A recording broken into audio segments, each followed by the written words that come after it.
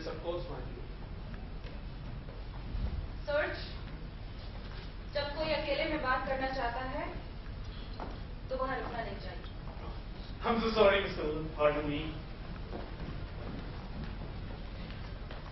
Yes, my dear. Walter, मैं चाहती हूँ कि तुम मुझे कॉन्ट्रैक्ट से आजाद कर दो। मजाक तो नहीं कर रहे हो? मैं नहीं बता सकती मैं कितनी सीरियस हूँ। लेकिन हमने 1 साल पहले तय किया था कि हम मैं जानती हूँ और मैंने पूरी कोशिश की, लेकिन मैं अब और इस तरह नहीं जी सकती। तुम खुश नहीं हो? देखो, मुझे बोलने पर मजबूर मत करो वॉल्टर, प्लीज। लेकिन मेरी समझ में नहीं आ रहा आखिर बात। देखो, मैं नहीं चाहती कि पिछले साल की तरह फिर से कोई तमाशा हो। अब बस तुम मुझे जाने दो। जाने के बाद तुम क्या करोगे? वो प्ले जो मैंने तुम्हें पिछले साल दिखाया था, उस कमर्शियल प्रोड्यूसर के लिए? हाँ, उस घटिया अश्लील कमर्शियल ब्रॉडवे प्रोड्यूसर के लिए? उससे घटिया मुझे मिला नहीं। जहां तक मुझे ठीक से याद है एड्रियन, उसमें तुम्हारा एक गिरी हुई लड़की का रोल है जो अमीर बनना चाहती है, शराब पीती है, गालियां देती हाँ, है। वो कैसे गालियां देती है, वो स्वार्थी है, वो आदमियों के साथ सोती है, वो महत्वाकांक्षी है, वो कहीं से भी अच्छी नहीं है वॉल्टर, वो कहीं से भी अच्छी नहीं है। तुम खुद को ओवर एस्टिमेट कर रही हो मानी? शायद तुम इस किस्म का कैरेक्टर नहीं कर सकते। मैं कोशिश करूंगी। लगता है तुम फ्लॉप होना चाहती हो सकता है। हो। और तुम्हारी ऑडियंस का क्या होगा? उन लोगों का क्या होगा जो तुमसे प्यार करते हैं, तुम्हारे काम की इज्जत करते हैं। Get that, Walter, please get that. ब्रैकेटरी थिएटर केवल एम्यूजमेंट की जगह नहीं, उसे मैंने तुम्हारे दिखावे और नुमाइश के लिए नहीं बनवाया। उसका एक कर्तव्य है, सामाजिक कर्तव्य, उनके चेहरे पे मुस्कुराहट लाना जिनको इसकी सबसे ज्यादा जरूरत है। उन्हें तुम्हारी जरूरत है एड्रियन, तुम्हारा फर्ज है। तुम महज एक एक्ट्रेस से ऊपर उठो। तुम्हारी नजरों में इसकी कोई अहमियत नहीं। तुम जानना चाहते हो ना? तो सुनो, मुझे नफरत है तुम्हारे महान थिएटरों से, तुम्हारे नाटकों से मुझे नफरत है। तुम्हारे वो कमाल, वो शिम्पलिंग रोमांस, वो बहुत अच्छे हैं, इतने अच्छे कि I can hear them grating on my teeth every evening.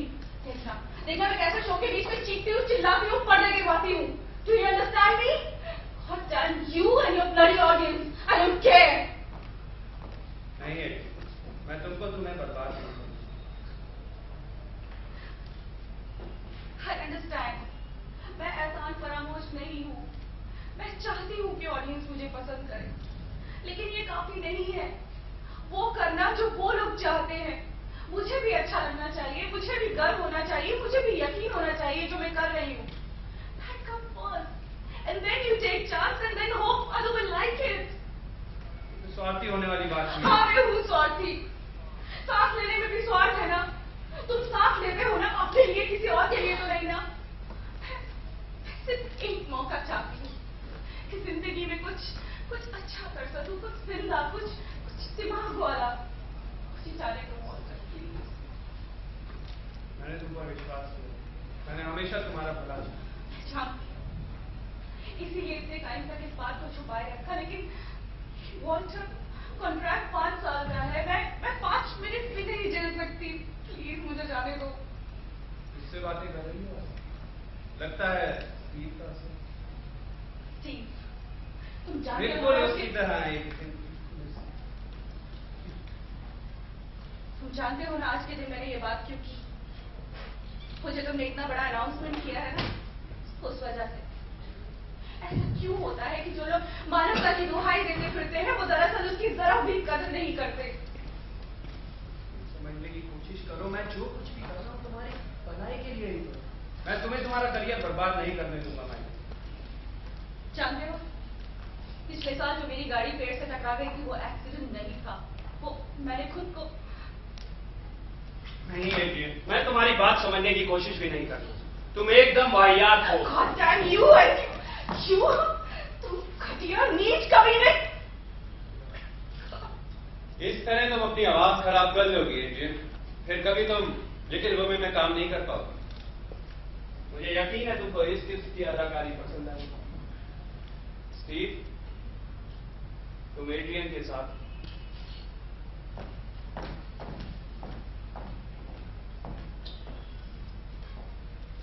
दोनों काफी हद तक एक जैसे। इस कमरे का अकूस्टिक काफी अच्छा है, खास तौर से तुम्हारे जैसी आवाज की। You listen to me. I don't care. तुम्हें अपनी समझदारी दिखाने का बड़ा शौक है ना, और जो मैं कहूंगी उसके बाद दिखाना अपनी होशियारी। बोलो। जानती हो तुम मेरे बारे में क्या सोचते हो? यही कि मैं एक गिरी हुई औरत तभी सोचते हो, क्योंकि मैंने सारी जिंदगी कुछ नहीं किया। इसलिए नहीं कि मुझमें टैलेंट नहीं है, और मैंने उसे बेचा पैसे के लिए नहीं, बेवकूफ दया पाने के लिए। तो किसी भी ईमानदार वेश्या से भी ज्यादा बदतर हूं। काफी हद तक सही कहा तुमने। Well, ये तो मैं हूं। तुम क्या हो मैं ये भी जानती हूँ। तुम एक ठंडे, घमंडी और क्रूर इंसान हो।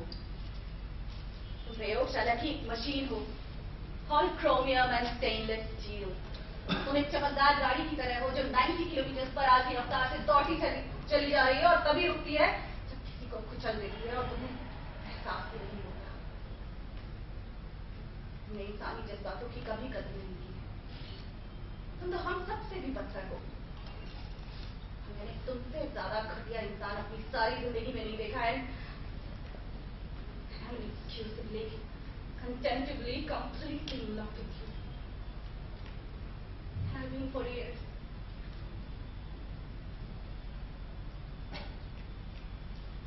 क्या हुआ? तुम अपनी समझदारी दिखाने का मौका यूं ही चले जाने दोगे? जवाब नहीं दोगे?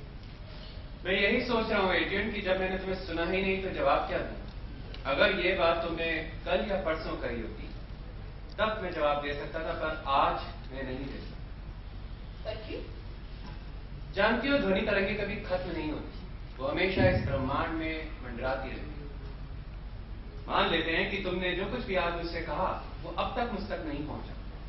कल या परसों अगर मैं सुन पाया या तुमने चाहा कि मैं सुनूं, तब मैं इसका जवाब दूंगा, पर आज I don't understand what you mean actually.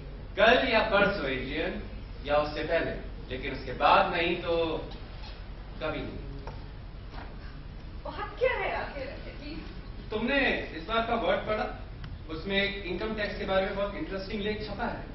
ये इनकम टैक्स की प्रॉब्लम वाकई में बहुत जटिल प्रॉब्लम है, नहीं?